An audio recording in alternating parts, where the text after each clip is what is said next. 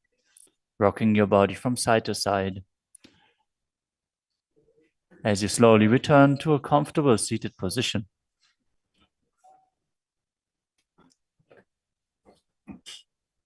Congratulations for completing the Dvitiya Vinyasa Krama 308 asana sequence as revealed by the Supreme Pontiff of Hinduism. With this, let us conclude the Nityananda Yoga session. As you sit straight with your head, neck, and spine in a straight line, place your hands in Anjali Mudra in front of your heart center. Close your eyes, take a deep breath, visualize Swamiji, and chant the Purna Mantra. ॐ पूर्णमदः पूर्णमिदं पूर्णात् पूर्णमुदच्यते पूर्णस्य पूर्णमादाय पूर्णमेवावशिष्यते ॐ शान्तिः शान्तिः शान्तिः हरिः ॐ तत्सत् सर्वं भगवत् श्रीनित्यानन्द परमशिवपादुकार्पणमस्तु ॐ नित्यानन्दम् Nityanandam, thank you for watching, and if you found the video enlightening, please give it a like, share it with your loved ones, and subscribe to stay connected with us. don't forget to click the bell icon to receive the notifications.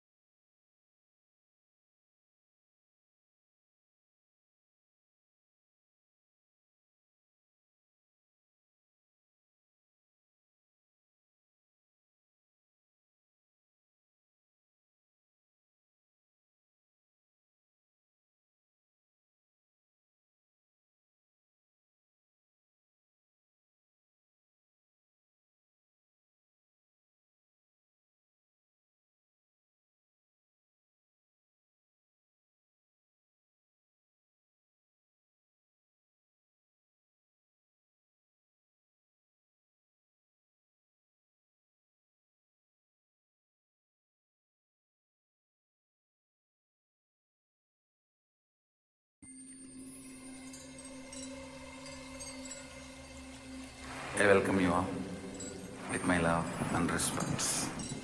Let you all open all your three eyes. Om Nityananda Paramashivoham.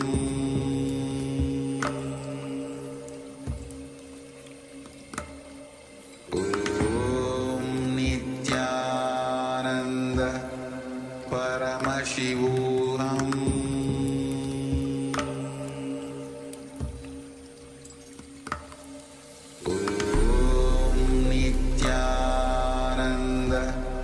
Paramashivoham.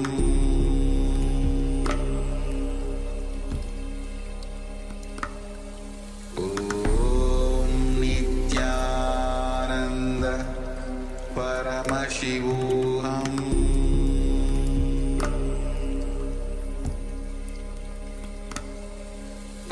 Om Nityananda Paramashivoham.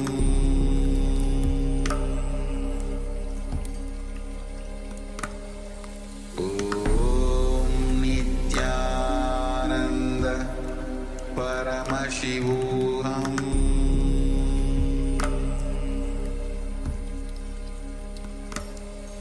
Om Nityananda Paramashivoham.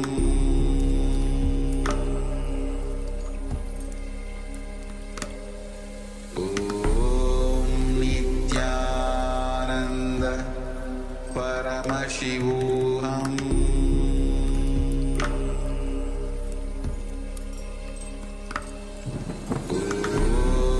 Nityananda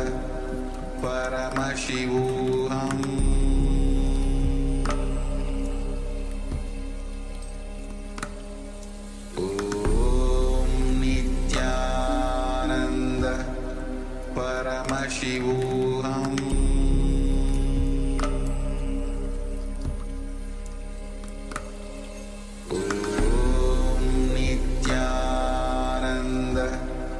Paramashivoham.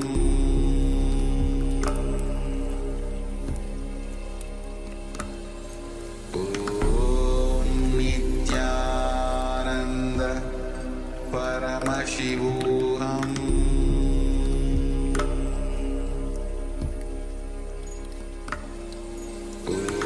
Om Nityananda Paramashivoham. Paramashivoham. Om Nityananda Paramashivoham.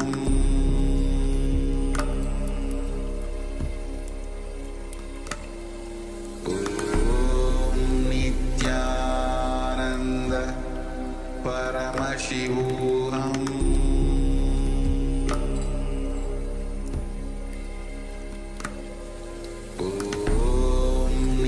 Nityananda Paramashivoham.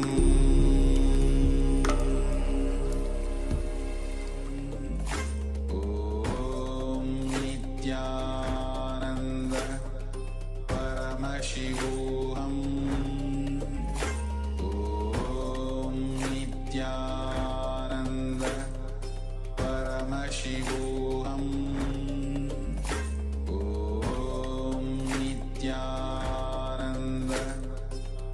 Paramashivoham. Om Nityananda Paramashivoham. Om Nityananda Paramashivoham. Om Nityananda Paramashivoham. Om Nityananda Paramashivoham. Om Nityananda Paramashivoham. Om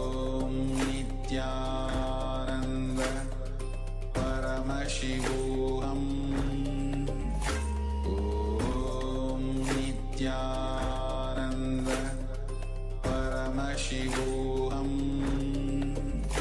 Om Nityananda Paramashivoham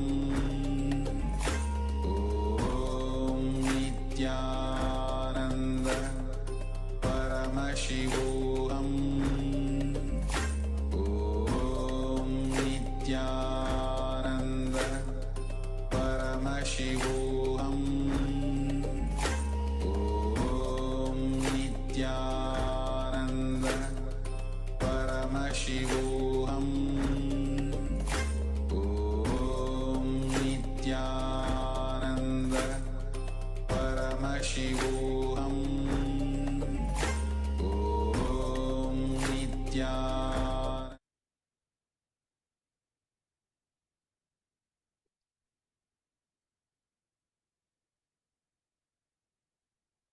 Yes. Nityanandam Paramasukadam Kevalam Jnanamurtim Dvandvaditam Gagana Sadusham Tattvamasyadilaksham Ekam Nityam Vimalamachalam Sarvadi Sakshi Bhutam Bhavaditam Trigunarahitam Sadgurum Tam Namami.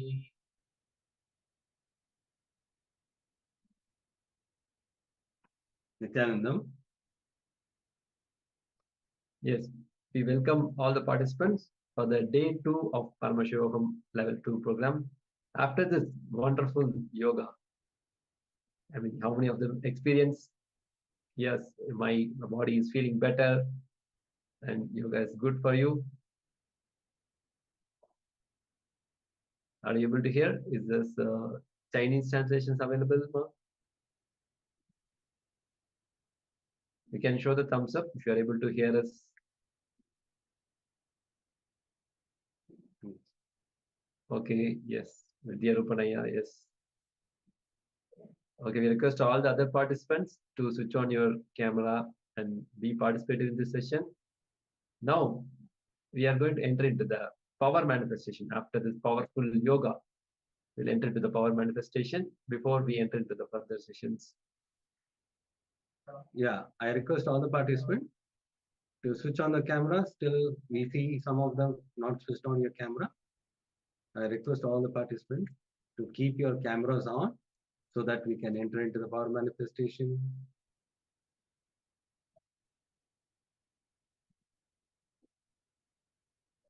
Yes.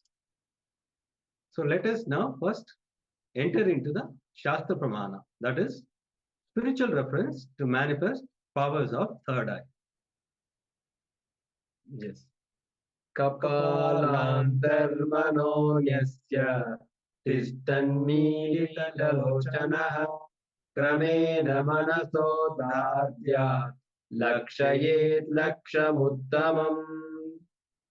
The translation goes, by fixing the mind on the inner space within the crown center and sitting stably without any movement of the eyes closed in succession, by that stability of the mind and inner space through the power of third eye, one directly sees the ultimate goal, Lakshyam. By having the vision beyond the sight that reveals any object or place, attaining the space of oneness with the source Paramashiva. Now, let us enter into the third eye power manifestation. I request all the participants to sit straight with your head, neck, and spine in a straight line. Have your notebook and pen along with you.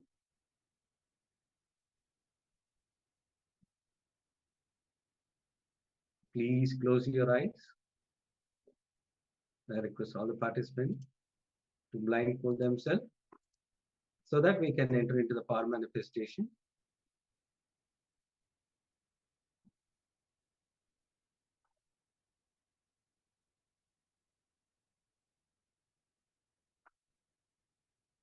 Keep chanting the Mahavakya. Om Nityananda Paramashivoham. Om Nityananda Paramashivoham. Om Nityananda Paramashivoham. Yes. Keep chanting the Mahavakya intensely. Enter into the space of oneness. From the space of oneness, request Swamiji to reveal whatever shown in the. I request all the participants. I can see still some people not switched on the camera. Be in that oneness space and request Swamiji whatever is being projected, the image to reveal through the third eye. Have the deep gratitude and surrender to Swamiji. Drop all your doubts, self-doubt, everything, whatever is there. Just drop your mind and request Swamiji to reveal through the third eye whatever is being projected. Yes, now we'll be entering into the power manifestation. Please close your eyes. I can still see few participants not close their eyes.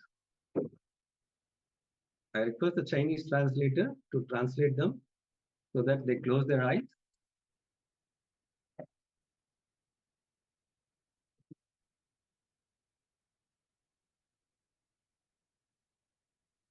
Yes, keep chanting the Mahavakya intensely.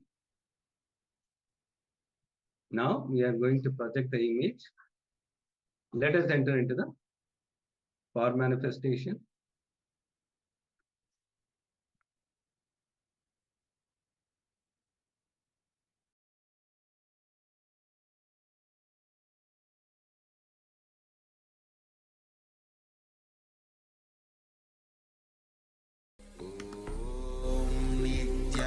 Nityananda Paramashivoham.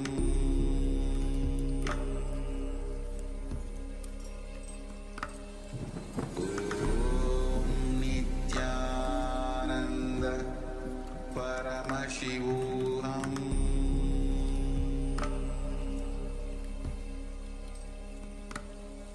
Om Nityananda Paramashivoham.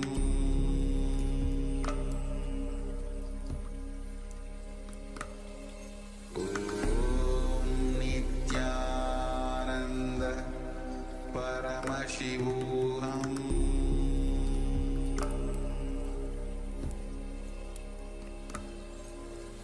Om Nityananda Paramashivoham.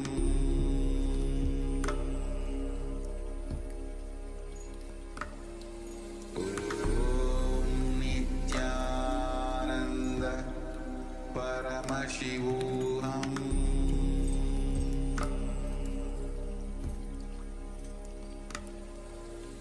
Om Nityananda Paramashivoham. Om Nityananda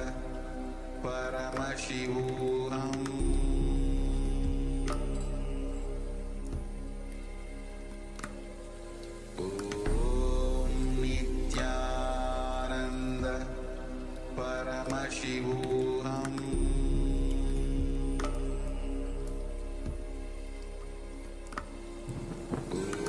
Om Nityananda Paramashivoham.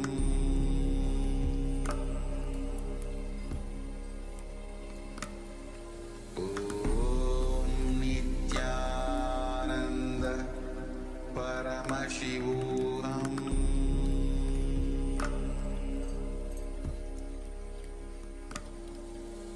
Om Nityananda Paramashivoham.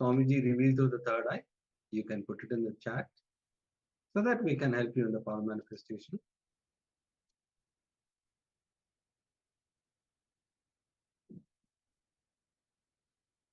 Yes, I request all the participants to participate in the power manifestation. Yes, Mama Maha, please go ahead and tell whatever has been revealed to you. You can put it in the chat, Ma. Vidyarupanaya, can please switch on your camera. Ma Cuisine Weng, please switch on your camera.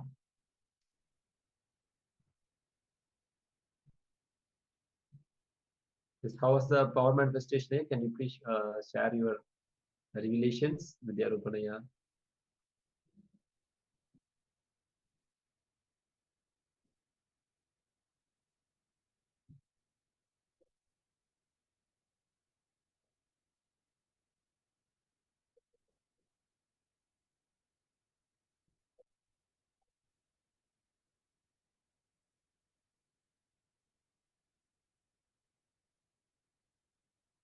Ma Cuisine Weng, please switch on your camera.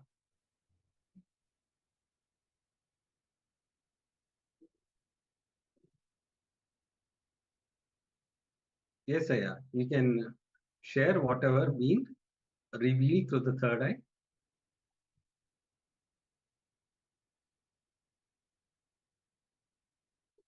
Okay, let's see. So now we are going to project the image.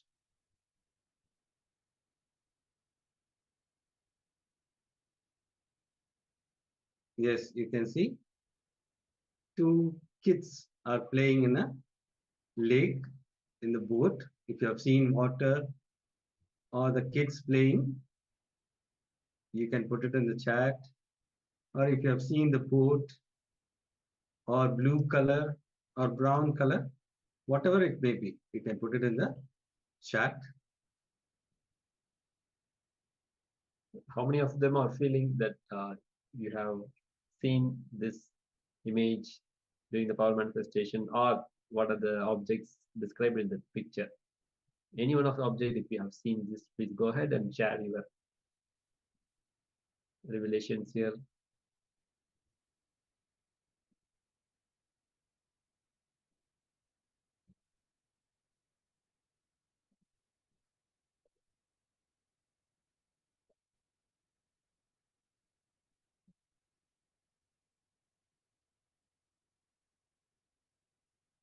Okay, now let the participants keep sharing their revelations.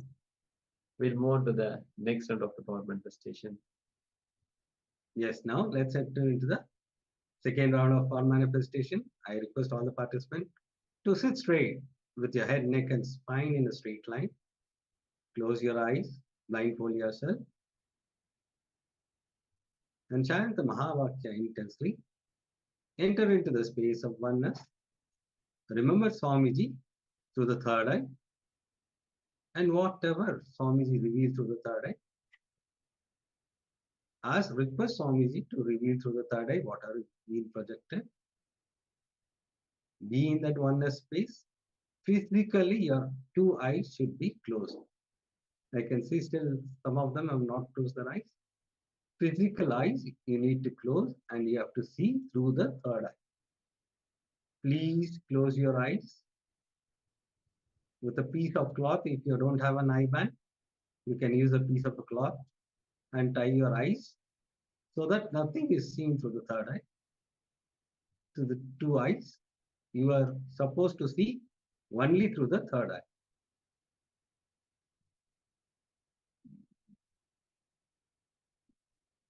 Intensely chant the Mahavakya. Om Nityananda Paramashivoham. Om Nityananda Paramashivoham. Om Nityananda Paramashivoham. Be in that space of oneness.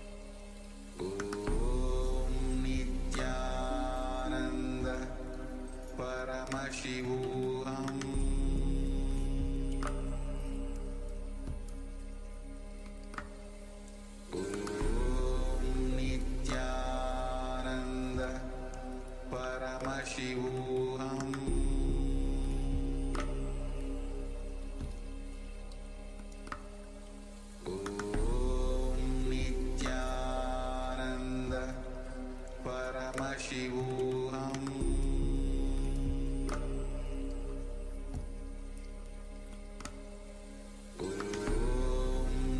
Nityananda Paramashivoham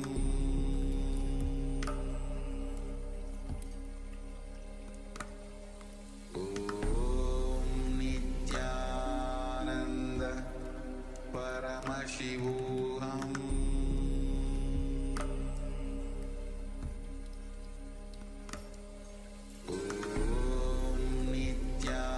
Nityananda Paramashivoham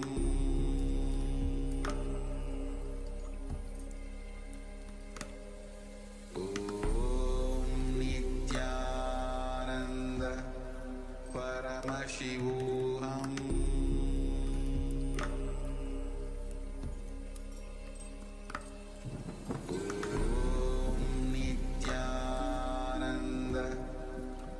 Paramashivoham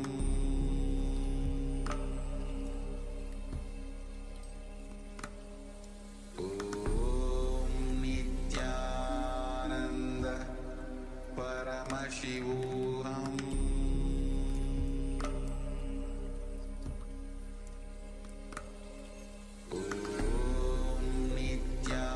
Nityananda Paramashivoham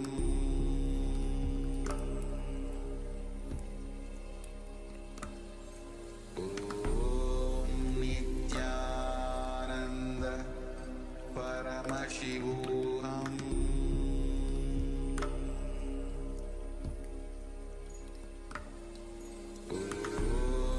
Nityananda Paramashivoham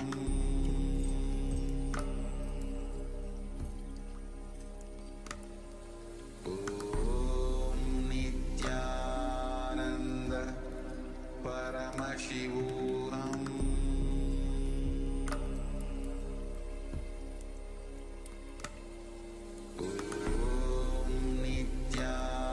Nityananda Paramashivoham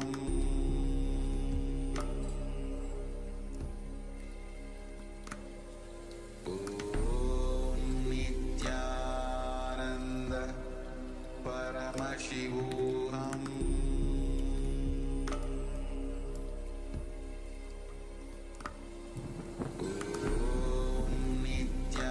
Nityananda Paramashivoham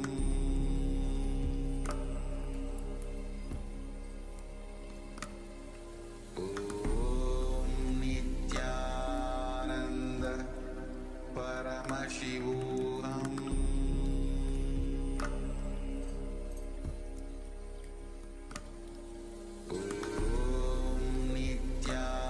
Nityananda Paramashivoham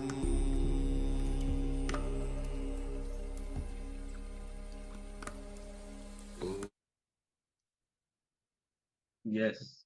Now, slowly open your eyes. Whatever Swamiji revealed through the third eye, you can put it in the chat. I request all the participants. Whatever Swamiji revealed through the third eye, you can put it in the chat.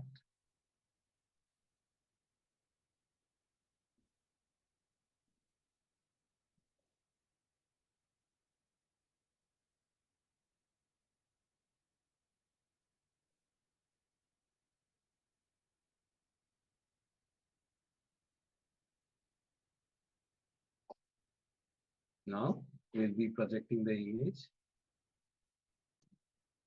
Yes, you can see a cow grazing on the field. If you have seen a mountain or trees or cows, you can put it in the chat. If you see any greenery, any blue color, if you see any similar kind of colors also, please go ahead and yes, the black patch or the white color on the cows. If you have seen any of this, you can put it in the chat.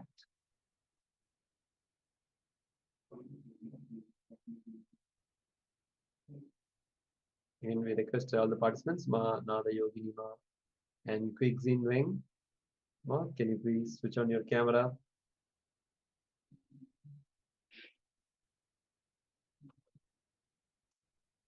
Only if you participate, then we can help you in the power manifestation. The more and more you manifest the powers, that will help you to have a breakthrough in your life.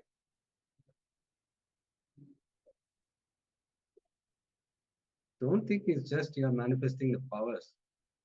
You will see that the more and more you participate, you will see you'll be manifesting the reality, what you want in your life. All this gets manifested. It is not just power manifestation. That will help you in your life every day, in your life, with your relationship, with your work, whatever it may be. All this will going to help you. Sincerely participate in the power manifestation. You will see that you will be manifesting the reality you want in your life. The whole science is designed in such a way that you'll be able to manifest the reality you want in your life. The whole Paramashivoham program is designed to manifest your reality.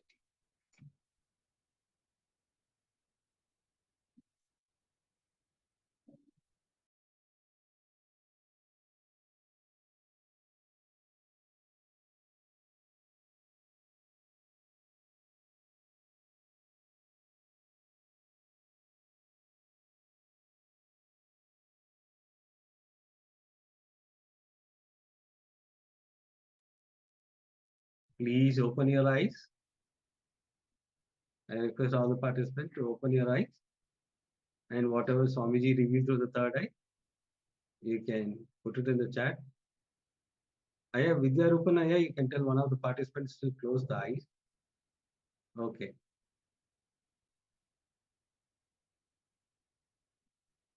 Yes, whatever Swamiji revealed through the third eye, please put it in the chat.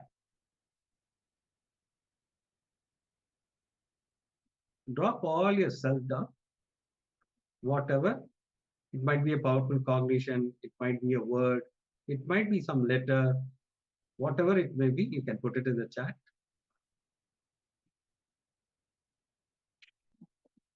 Don't worry if it is wrong. Initial stage, you will start. The more and more you start manifesting this power of third eye, you'll be able to manifest it very easy.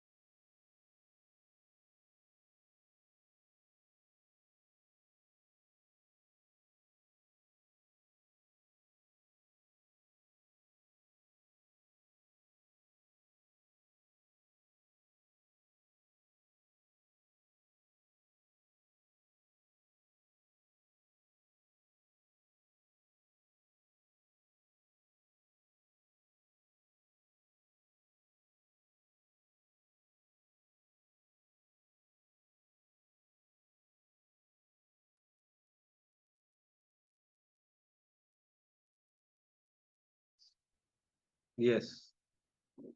Now, we will be entering into the powerful satsang.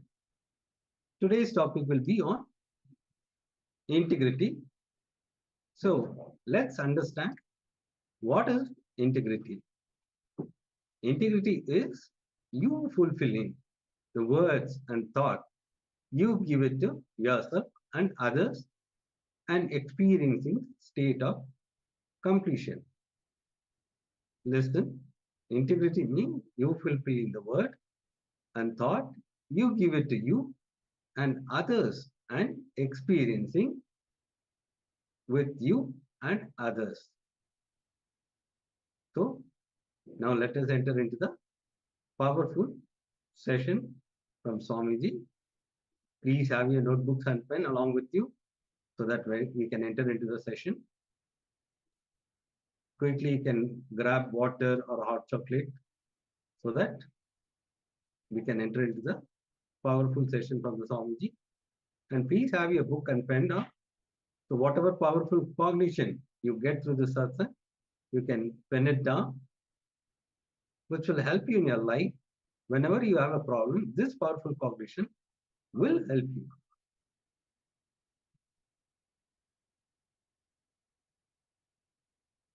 To get ready so that we can start the session. And as today's segment is going to be the 4 fundamental principles like integrity, authenticity, responsibility, and enriching. In this, the first principle is integrity. That is, we are going to look at it now. Let us sit straight and to welcome Swamiji. We are going to hear directly from Supreme Pontiff Hinduism with more and more deeper truths about integrity.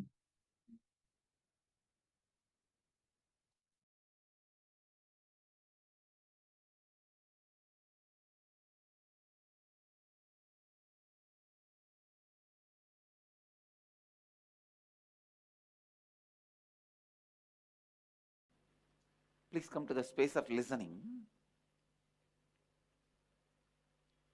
The principles based on which the whole cosmos functions, more than the principle, they are your birthright. Understand this one example. There is a old house and house has one room which is locked for centuries. Nobody knows what is there in that.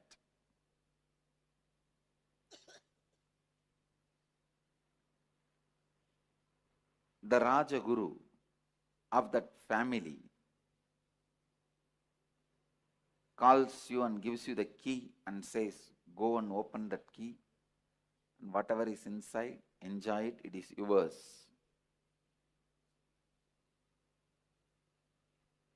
Naturally, you say, no, I have a lot of work. Why one more work? I am not interested. Who will go into the house and who will go into the room and who will open?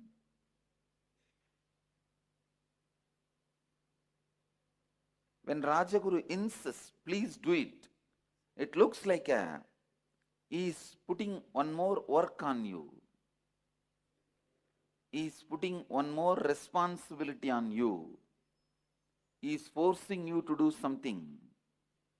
But when you go and open the door and see the treasure, large treasury. Any of you have seen literally with your eyes any treasury? Any of you? Any of you have seen in your life any treasury? I saw twice in my life. One, Anandapadmanabha Swami. I saw in few years before it became public when that king invited me to his palace. That is now overnight it has become world's richest spiritual institution. In Kerala, nearby a state, there is a temple, Padmanabha Swami temple. It literally feels like somebody slapping you. No, really. The treasury now which is made public, I saw, they are saying that it was not open, it was not accessible and all that. It's lie. It was under the control of king. and it's a temple of Vishnu. I myself saw. It's literally like you faint. Because each diamond, see, actually when I went, it was all packed in gunny bags. When they showed me, something like a 90 gunny bag. And I asked him, what is there in this gunny bag? Why are you keeping this in the underground room? Oh, Swamiji, that and all diamonds. And if you see, there's a photograph also. Few photographs we have with that king in palace, and when he was taking me around the treasury, of course, we could not complete seeing.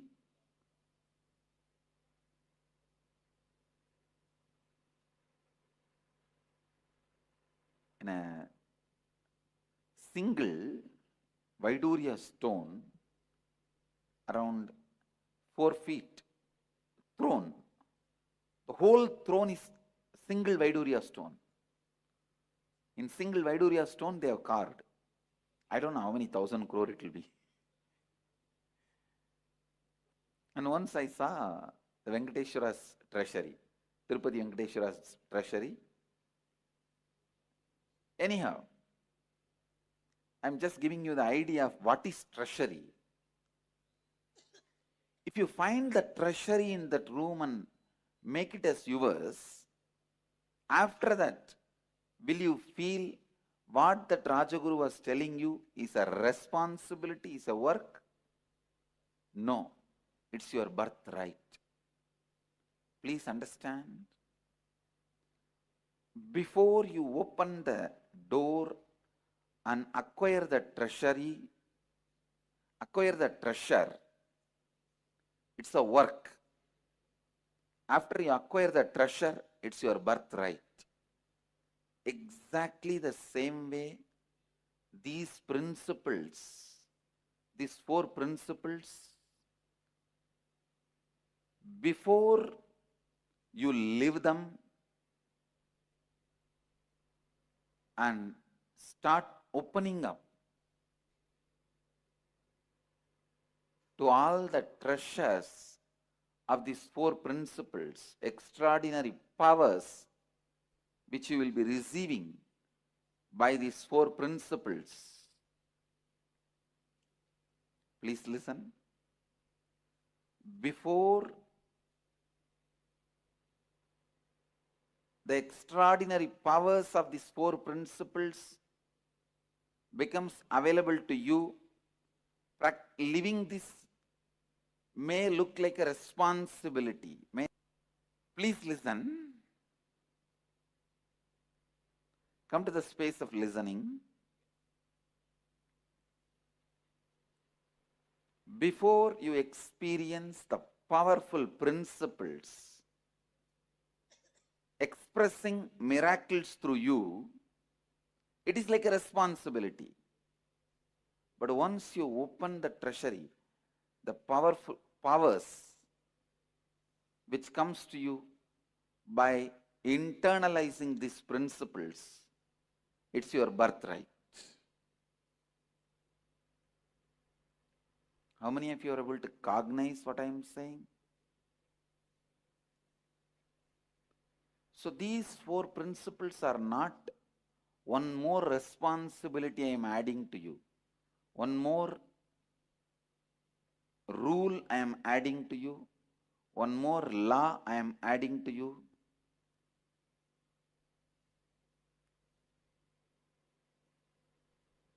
It is the treasure I am adding to your life. Understand? I think still many of you are not cognizing. If you cognize the treasure is getting added to your life, you will sit straight.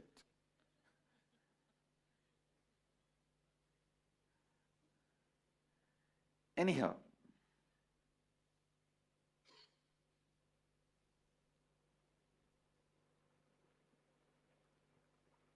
maybe when you start seeing the extraordinary powers, these principles can add in few days, you will see that excitement happening in you.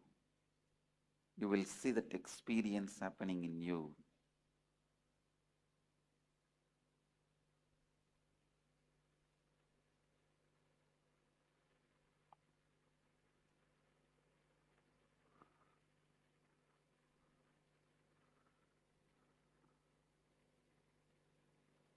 I'll start the session. I'll start introducing the 4 principles.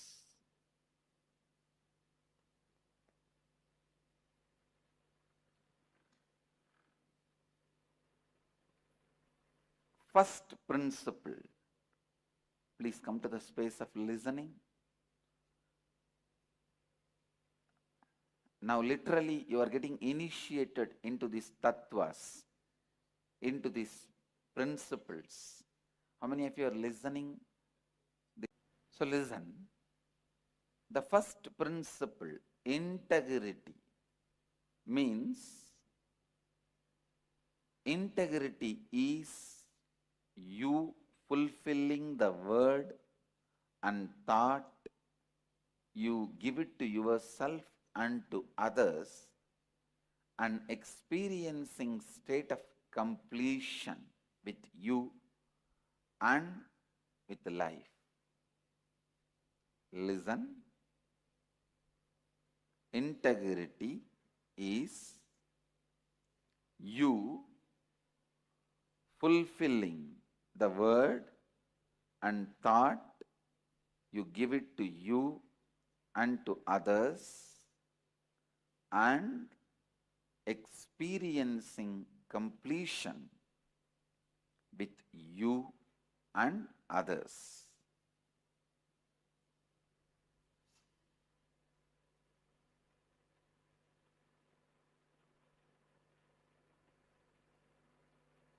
Integrity is not social ethics, morality. No. I am not talking about integrity as a social ethics or as a morality. I am talking about integrity as a spiritual principle. See, society teaches you, whatever word you give it to others, please honor it, and you have to honor it.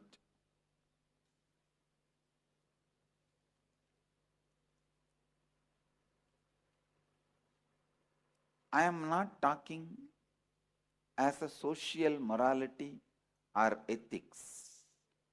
I am talking as a spiritual principle. Please listen. Society many times teaches you to fulfill the words you give it to others, because based on that only society runs. But here, the first thing you need to know, the words you give it to you, the words you give it to you,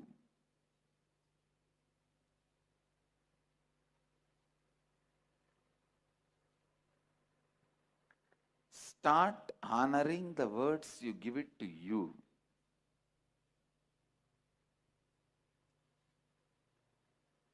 Everyone understands integrity with others.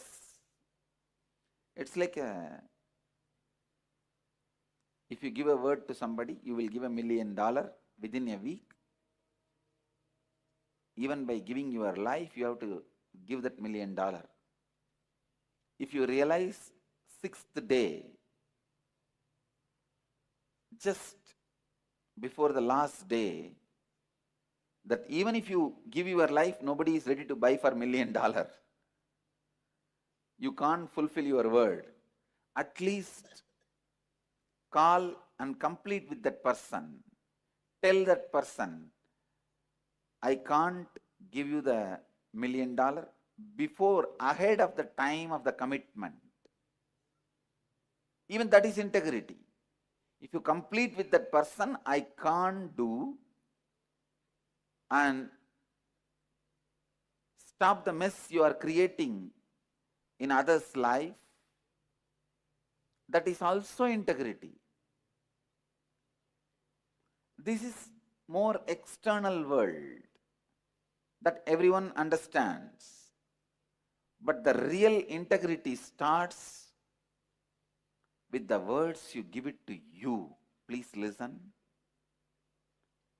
With the words you give it to you.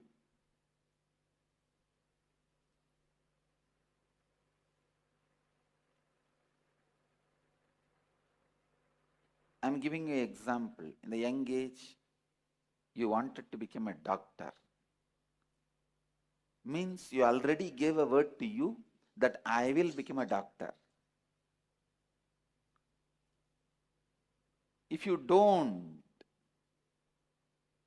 sometimes you don't become doctor and you don't even bother about the word you gave it to you. Mostly because there is no evidence for the word you give it to you and there is no punishment for breaking the word you gave it to you. Because nobody else is involved, you do not care about the words you give it to you. Please understand, the more and more you disrespect the words you give it to you, the more and more you will lose respect on you. Please listen. The more and more you disrespect the words you give it to you, the more and more you will lose respect for you.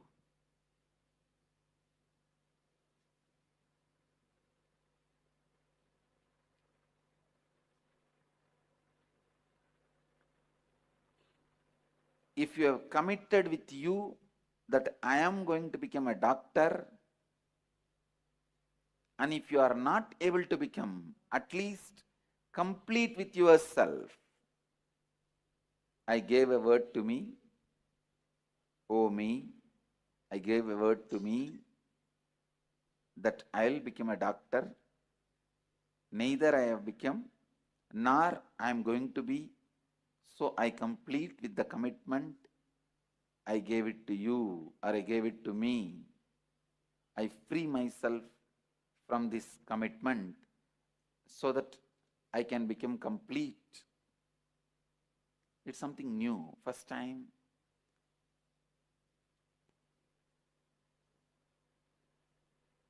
Many of us even will be thinking.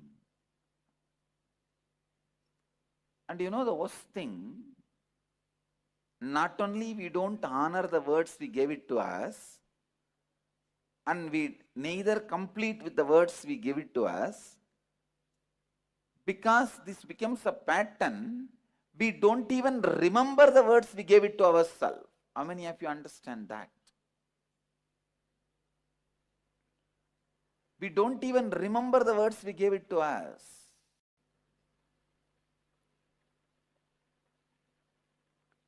Your life works only when you are in integrity. The degree of workability in your life is directly proportionate to the degree of integrity with which you live your life. I tell you, if you have integrity, even if the whole world does not listen to you, you will listen to you. I tell you, nobody needs to listen to you other than you. If you listen to you, you are a success. You are a winner.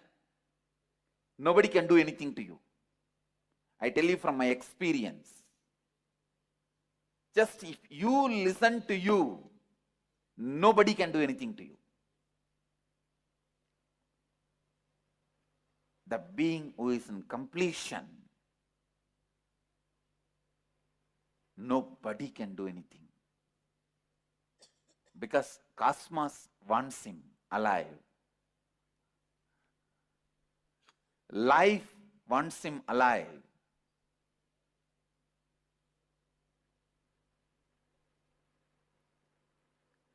When you are complete with you, the confidence you have on you, understand? When you are complete with you, the confidence you have on you confidence the completion with you brings.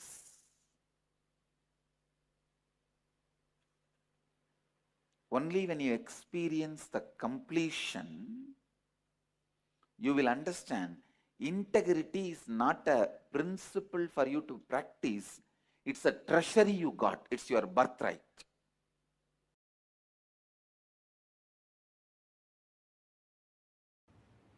Strange conclusions you create in your life without simple integrity is what I call virus inside, which continues to keep you as a slave forever. This is the straightforward, most practical solution. You need to understand almost 99% of your conclusions, the cognitions you carry about you, life, strange stupidity. If I wear the black dress today, the whole day will be bad. How you came to conclusion? If I see somebody in the morning wearing black dress, the whole day will be bad. How you came to the conclusion? Coming to strange conclusions and operating to strengthen those conclusions in your life. Understand what I am talking. I am giving a very superficial examples. I can go deeper. Go deeper. When your body is in good energy, after a cup of coffee, how you think and perceive, how your cognitions are. When you are tired, bored, body is tired, how your cognitions and perceptions are. See, your cognitions, your irritations, your inspiration or boredom is not logical. It is just a cup of coffee. It is just few chemicals and hormones.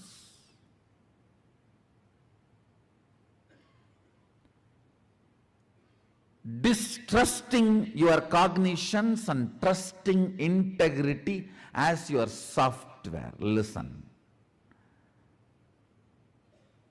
Just disowning all your cognitions, deciding to catch up with the integrity. Integrity means I am defining. Every thought current you cherish, you should put your whole being to fulfill it, because every thought current you cherish is a promise you are giving to yourself. Either you put your whole being to complete it, fulfill it, or you drop it and complete it. That's all is integrity towards yourself. Listen, I'll repeat once more. Every thought current you cherish is a word you give it to you. So you should work putting your whole energy to make it into reality. If you are sure you can't make it into reality, complete and drop it. Don't entertain, enjoy anymore. Do not date if you are not going to commit.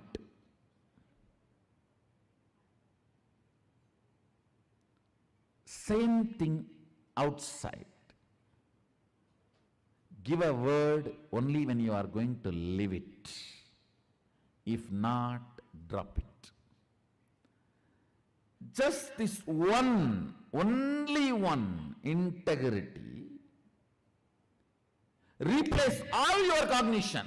Your cognition about God, your cognition about world, your cognition about life, your cognition about society, your cognition about your body, your cognition about your mind. Replace it just with this simple, straightforward integrity. The kind of a transformation you will go through, I tell you. In Ayurveda, There is a very simple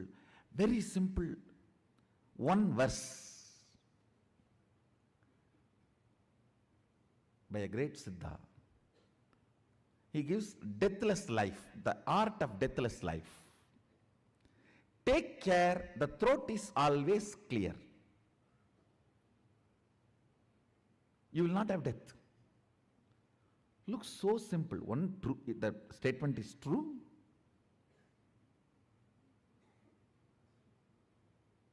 Second,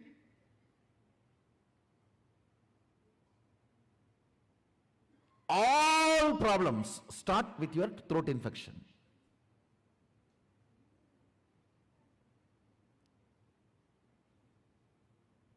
If you can take care, the pashana, the medicine, is stored in the throat, you will never, not only you will never die, you will never age old. That is actually the symbolic representation of Sadashiva having poison in the throat. Poison clears any infection even before it starts.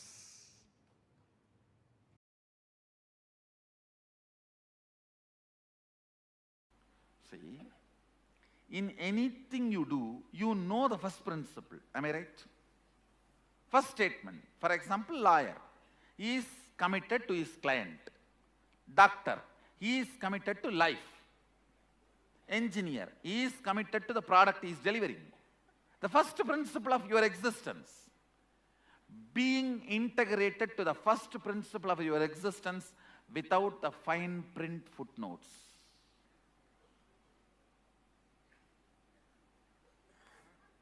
See, all of you know the first principle of your existence. Am I right? Being committed to that, being integrated to that. All the other utility transactions cannot touch the integrity of your first principle. They may be there, may not be there. But the first principle cannot be compromised. Cannot be compromised. I tell you, first principle brings strength.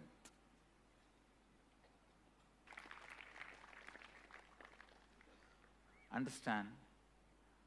Integrity to first principle is strength. That is what Sadashiva calls it as Swadharma. He uses the word Swadharma in Agama. Means your first principle is Swadharma. All of you are very clear about your first principle. Am I right? What is your first principle? Means your declaration about you to the world. All of you know your first principle. Being integrated to that, that's all. When you say we know the first principle, is it something that changes from time to time, isn't it? Time to time. Yeah. I should say, the practical application may change time to time, but not the first principle itself. First principle itself does not change time to time. Surely it doesn't change. Like you said, if someone becomes a doctor, then he wants to become an engineer. Then Oh, no, what I am saying, that time what I said, multidimensional. That I used. Here what I said is, your main commitment. Even if you are doing multidimensional, then your first principle should be, when I am declaring myself as a doctor, I am committed to life. When I am declaring myself as a lawyer, I am committed to client. When I am declaring myself as an engineer, I am committed to the delivery of the product. That's all. So that's the first principle. What I am declaring, that forms my first principle. Your first principle is your Swadharma. And being integrated to your Swadharma without shaking or letting your integrity to be shaken by any of the outcomes and side effects. Whether you are praised or blamed or showered, supported or beaten, being integrated to your first principle.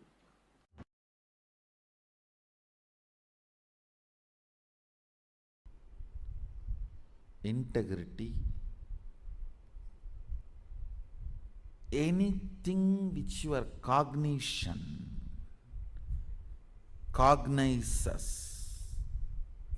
As on now, I can give you example of how your cognition cognizes anger and lust and even hunger, fear. In that frequency, if you cognize the power of integrity, you will be powerful forever. You will be powerful forever. Not just feeling powerful, you will start manifesting powers. Because if you are integrated to your wife, you will have a very good home. If you are integrated to your boss, you will have very good office. If you are integrated to Guru, you will have amazing cosmos.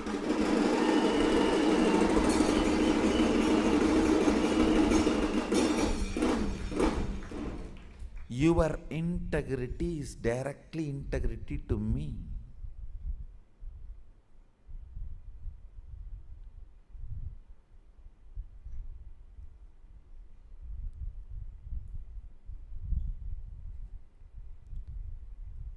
I was successful in integrity when I was young because I made it very personal. Like I have to get up and run because I'm going to see Arunagiri Yogeshwara. It was such personal, intimate experience. I became successful in integrity.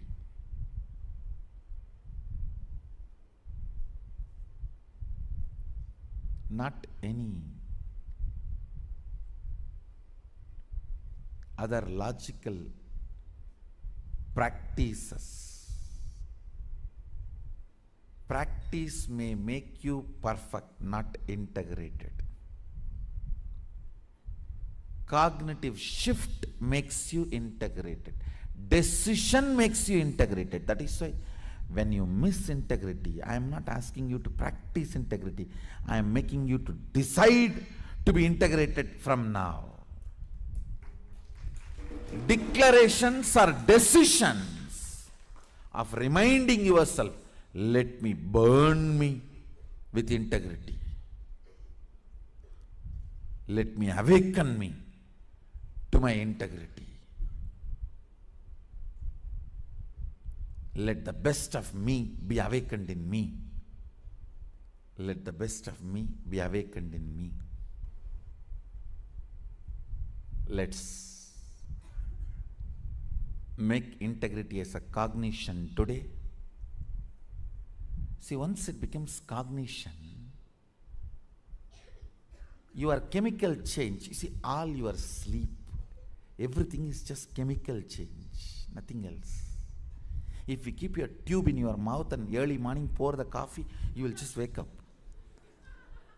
Your sleep is nothing but, your struggle with the whole sleep is nothing but half a cup of coffee. No,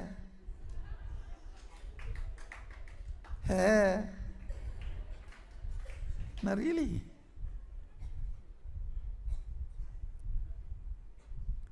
Romanceless relationships are all nothing but masturbation. Understand? That is why in any relationship, romance is more important than the physical component of it.